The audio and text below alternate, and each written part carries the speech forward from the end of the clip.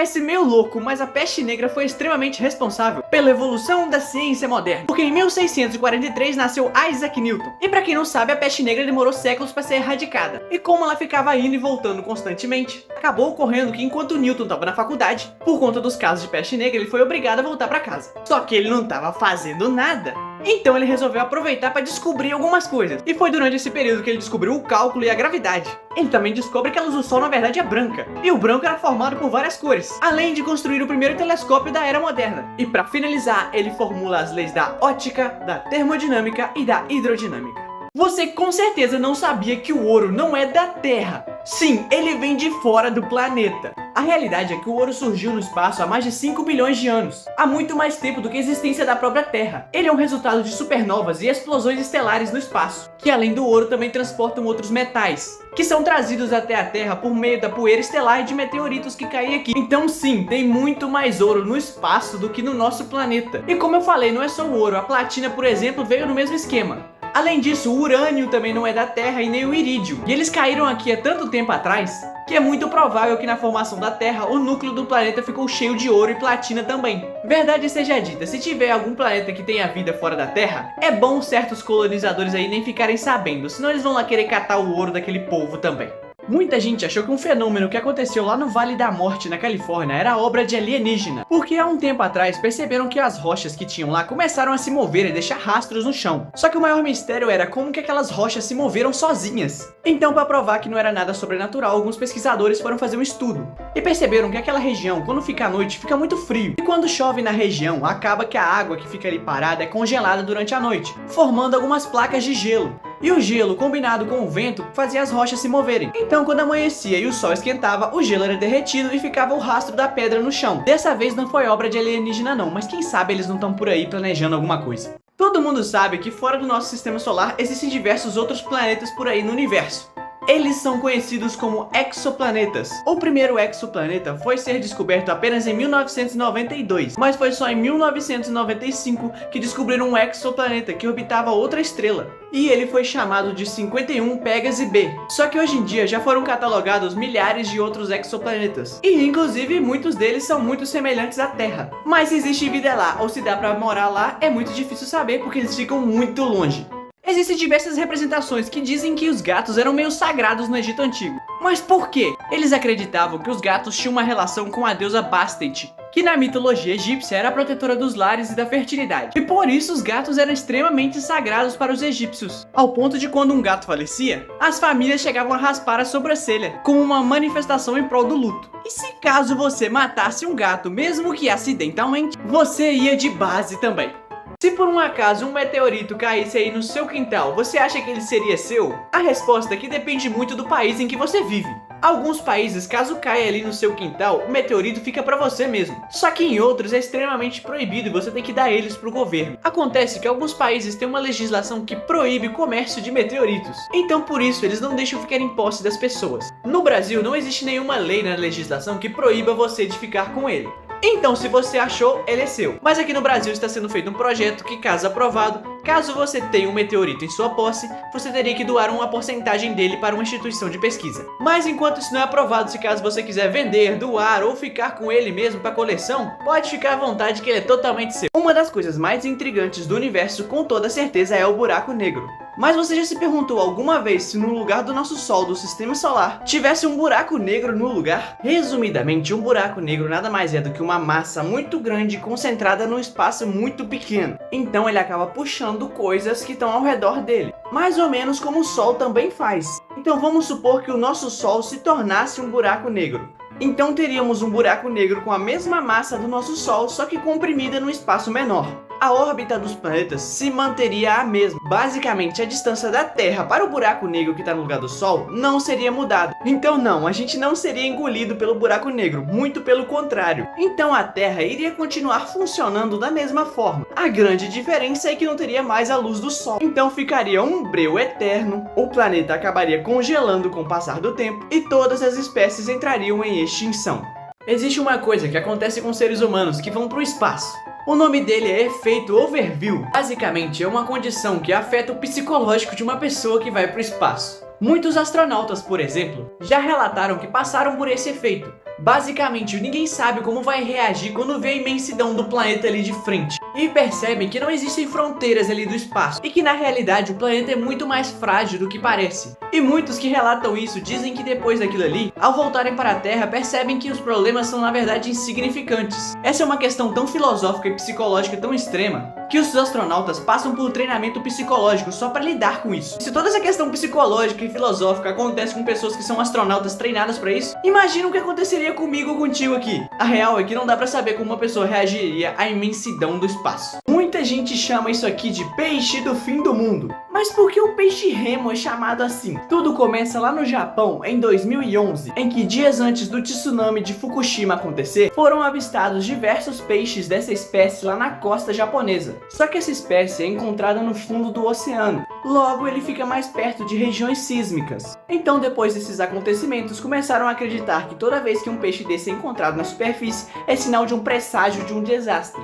Mesmo que não exista nenhum estudo que comprove isso, toda vez que esse peixe do fim do mundo aparece, todo mundo acha que vai dar ruim. E a Rússia que desenvolveu a bomba mais poderosa da história. E em 1961, a bomba Tsar foi testada pelos russos, uma bomba com capacidade de 100 megatons. Ela nada mais é do que uma bomba de hidrogênio, ou seja, uma bomba de fusão ou bomba H, que também é chamada assim. Ela tinha capacidade de até 100 megatons, mas eles resolveram testar ela com uma capacidade reduzida, quase que pela metade, chegando a aproximadamente 50 megatons. Mesmo ela tendo sido jogada de um avião a 10 km de altura, a tripulação nessa missão só tinha 50% de chance de sobreviver. A explosão dessa bomba teve aproximadamente 8 km de diâmetro e chegou a alcançar o avião na hora da explosão, mesmo que o avião estivesse distante, mas felizmente todos sobreviveram, mas o avião ainda perdeu a altura. A explosão conseguiu ser vista a 1000 km de distância dali, e foram relatadas que janelas foram quebradas a 700 e poucos quilômetros de distância, e uma pessoa mesmo com uma distância considerável, dependendo da distância que ela tivesse, ainda sofreria queimaduras extremas com aquela explosão.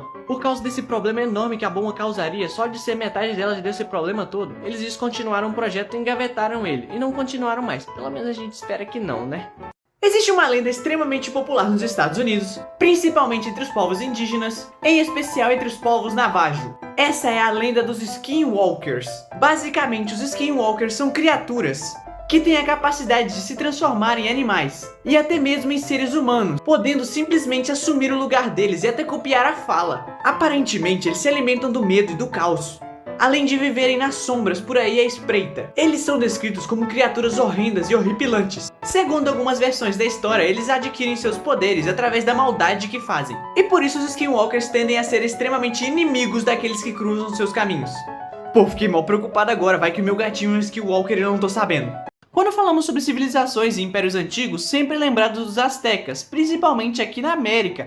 Mas por que esse império, que era tão bem desenvolvido e tinha uma civilização tão grande para a época deles, acabou caindo? Para entender isso, a gente tem que voltar para 1519, quando Hernán Cortés e sua tripulação espanhola desembarcaram lá na terra asteca, onde hoje é o México. Obviamente, o desejo de Hernán Cortés era de explorar e conquistar novas terras, e aquele povo ali e sua região chamaram muito a atenção dele. O grande ponto a ser observado é que ele já tinha feito alianças com diversos povos indígenas que eram rivais ali dos astecas. E nessa época, o povo asteca era liderado pelo rei Montezuma II, que aparentemente teria recebido os espanhóis muito bem em suas terras, porém o desejo espanhol era muito gigantesco por conquista, já que segundo muitos historiadores, os astecas teriam achado que os espanhóis quando chegaram eram deuses, mas não era nada disso. Foi aí que, com o desenrolar da história, o Cortés acabou fazendo o rei asteca ser preso em cativeiro para tentar o domínio da capital, o que posteriormente acabou gerando a morte do rei asteca. Porém, em um evento conhecido como a Noite Triste, os astecas guerrearam contra os espanhóis que acabaram fugindo do território, mas tiveram muitas baixas e os astecas conseguiram manter a posse de seu território vencendo aquela batalha. Obviamente, os espanhóis não desistiram, além de já terem alianças com outros povos indígenas para continuar a batalha pela posse da capital asteca e domínio do território, eles também tinham uma outra arma secreta, a varíola. E a doença acabou contagiando cada vez mais aquele povo, já que eles não tinham imunidade para lidar com essa nova doença europeia. E em 1521, os espanhóis montaram um cerco final, foram para cima da capital asteca e tomaram posse do território, vencendo aquela guerra, dando início à derradeira queda do Império Azteca. Você já deve ter ouvido falar que o Pelé parou uma guerra, mas que guerra é essa que ele parou? Lá em 1969, o Santos estava fazendo uma excursão para jogar vários amistosos contra times da África. E os governantes da Nigéria na época souberam disso e convidaram o Santos para poder fazer um jogo lá. Só que nesse período a Nigéria estava passando já uns 2 anos por uma guerra civil. Só que os jogadores do Santos não tinham noção nenhuma disso. E foram lá para jogar contra a seleção do centro-oeste da Nigéria. Só que o jogo ia acontecer bem no meio da zona de conflito. Por mais louco que pareça, no dia do jogo houve um acordo. E todo mundo meio que parou a guerra e teve tipo um feriado nacional para ver o jogo. O jogo acabou 2-1 para o Santos. Só que isso foi tudo uma estratégia do governo, como uma forma de demonstrar o poder deles. E utilizou-se da fama do Pelé e do Santos para isso. Mas não adiantou muito não, porque alguns dias depois a guerra voltou a todo vapor. E a guerra só acabou quando a região separatista de Biafra foi totalmente dominada. Você já deve ter ouvido falar sobre lactobacilos vivos, e alguém já deve ter dito para você que é muito bom consumir eles. Mas o que é que realmente são esses lactobacilos vivos? De forma básica, os lactobacilos vivos são bactérias que equilibram melhor a nossa flora intestinal. Então sim, eles são benéficos à nossa saúde. A gente pode encontrar eles dentro do nosso próprio organismo, também em alimentos e também em suplementos que a gente toma para recompor. Um grande exemplo disso são os iogurtes, que contêm lactobacilos vivos na composição deles. E além de ajudar a regular a flora intestinal, eles também servem para ajudar no sistema imunológico e também no controle de colesterol, entre outras coisas também. Mas o uso em excesso disso, de uma quantidade muito exorbitante, pode desregular o seu corpo. Então sempre procure um especialista para você saber o que você deve ou não tomar em quantidade certa. Lá em 1925 encontraram uma adaga no túmulo de Tutankhamon, um antigo faraó egípcio. E há algum tempo atrás eles foram fazer um estudo sobre essa adaga, e ela ficou conhecida como adaga de ferro meteórico, porque eles perceberam que a composição da adaga era o mesmo material de que muitos meteoritos que caem no planeta. E esse meteorito mais especificamente geralmente é composto por ferro, níquel e um pouquinho de cobalto. Só que o ferro na época de Tutankhamon era extremamente raro, mais raro que o ouro. Agora o maior mistério é como é que eles fizeram essa adaga extraindo o material do meteorito, já que lá é de 1300 a.C.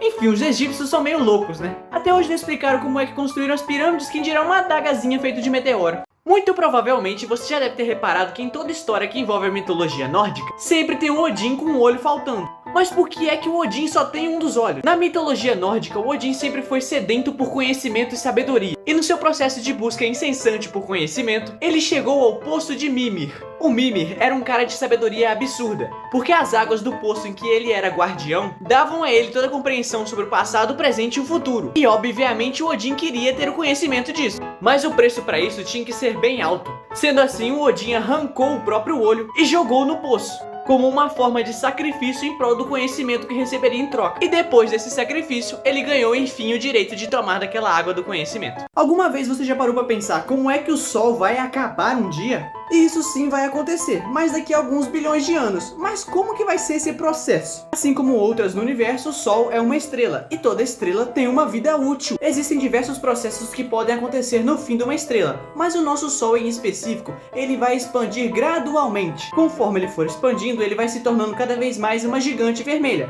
E com isso, ele vai engolindo o sistema solar também. Depois desse processo, ele vai começar a soltar camadas ali dele, até um ponto em que ele vai se tornar uma anã branca. Então o nosso Sol não vai explodir, diferente do que muita gente imagina que aconteça. Porque para uma estrela poder explodir, ela tem que ter uma massa 8 vezes maior do que a do nosso Sol. E se você gostou desse vídeo, não esqueça de curtir, comentar, compartilhar e seguir a gente aí, viu? Valeu! Você sabia que a Segunda Guerra Mundial fez 2 times do Brasil terem que mudar o nome? Durante a Segunda Guerra Mundial, o Brasil demonstrou apoio ao grupo dos aliados. Com isso, meio que criou uma lei na época, de que não podia ter empresas ou instituições que remetiam aos países do eixo, como Alemanha, Itália e Japão. Só que no Brasil existia 2 clubes que se chamavam Palestra Itália, um em São Paulo e o outro em Minas Gerais. A Palestra de Minas já desejava mudar o nome, porque já não sentia a mesma identificação com os italianos. E foi em 1942 que os 2 clubes mudaram de nome. E o Palestra Itália de São Paulo se tornou a Sociedade Esportiva Palmeiras, esse clube gigantesco. E o Palestra de Minas se tornou o Cruzeiro Esporte Clube.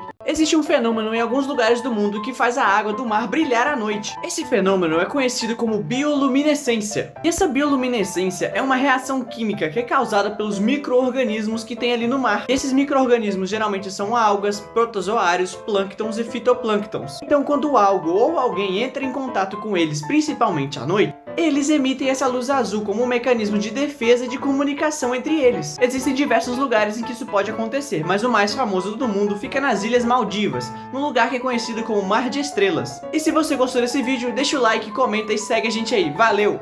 Alguns biólogos e cientistas dizem que o polvo talvez seja o animal mais próximo de ser um extraterrestre, porque o corpo dele é todo esquisito, e a coisa mais interessante sobre eles é que eles possuem 3 corações. 2 corações são responsáveis por bombear o sangue pelas brânquias.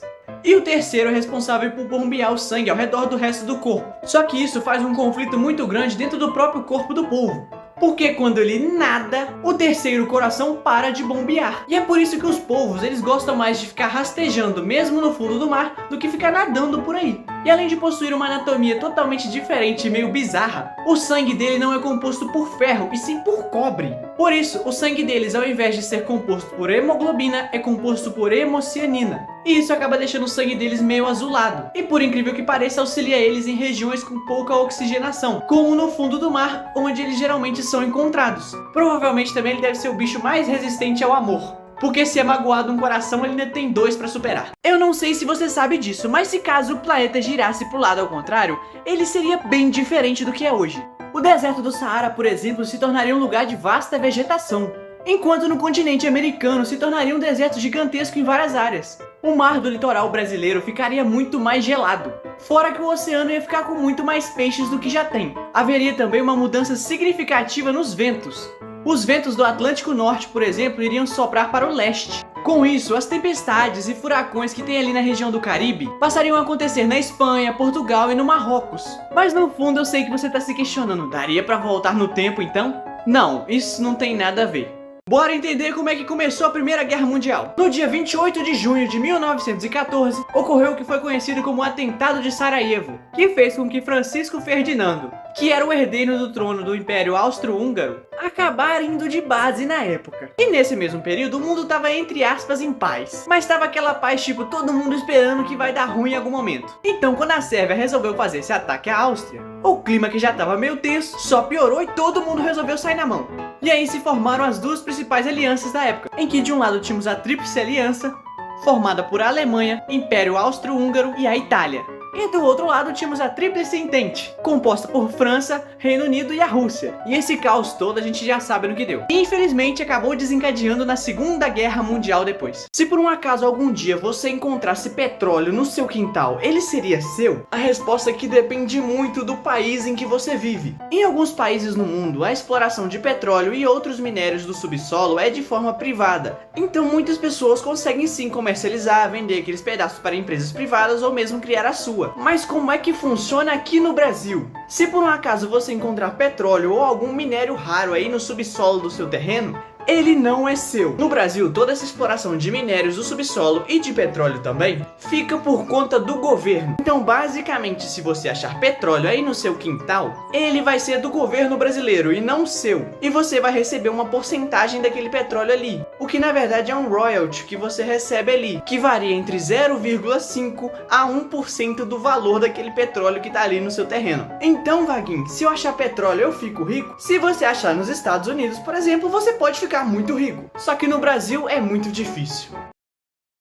Recentemente, alguns cientistas descobriram que existe um suposto oceano subterrâneo que está a quase 700 km abaixo da crosta terrestre, que supostamente estaria meio que envolvido em um mineral abaixo da crosta. Esses minerais são chamados de ringuiditas, e segundo os cientistas, supostamente, a partir do movimento dessa água, pode ter sim a contribuição para a criação dos oceanos que conhecemos hoje. O mais louco de tudo isso é o seguinte, porque a teoria mais aceita é que a água dos oceanos não é da Terra, e sim de antes da formação do planeta. Ou seja, meio que a água teria vindo do espaço. Mas com essa descoberta podemos concluir que os oceanos foram formados pelas águas das profundezas e que as mesmas são responsáveis por manter os mesmos estáveis, de uma maneira em que os oceanos não cobrissem todo o planeta. E é como dizem, o fundo do mar realmente esconde muitos mistérios e teorias.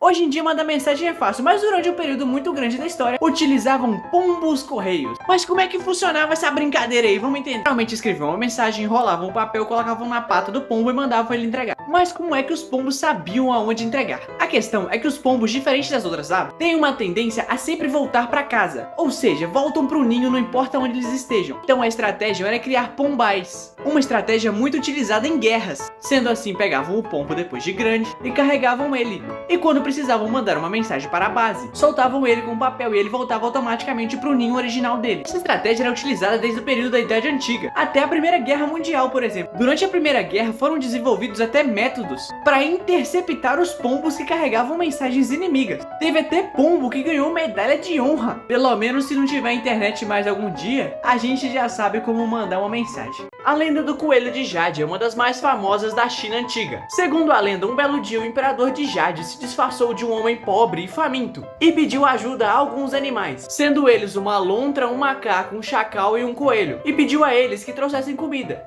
Todos trouxeram alguma coisa, menos o coelho, porque ele não conseguia pegar comida que não fosse grama. E ele percebeu que não podia oferecer grama, porque não seria alimento para os humanos. Então, como forma de sacrifício, ele se lançou à fogueira para ser alimento do humano. Só que de uma forma inexplicável, o coelho não queimou. E aquele homem, tocado por aquela pureza do coelho e o sacrifício dele, se revelou ser o imperador de Jade. E tocado por aquele sacrifício do coelho, deu a ele a imortalidade e o enviou para a lua, onde ele vive com a deusa da lua Xangô, amassando ali as ervas e fazendo o elixir da vida. E dizem que a partir desse momento, toda vez que você olha para a lua e vê a imagem de um coelho, é porque o coelho de Jade está lá. Uma coisa é certa, todo mundo gosta de uma musiquinha. E a música sempre existiu na história da humanidade desde sempre. Até porque tudo emite algum som. Com isso, os seres humanos criaram instrumentos musicais para ajudar. E lá na Alemanha descobriram que a flauta foi o primeiro instrumento musical inventado pelo ser humano. Eles encontraram uma suposta flauta que é datada de mais de 40 mil anos atrás. Ela tem alguns furos e é feita de ossos de animais.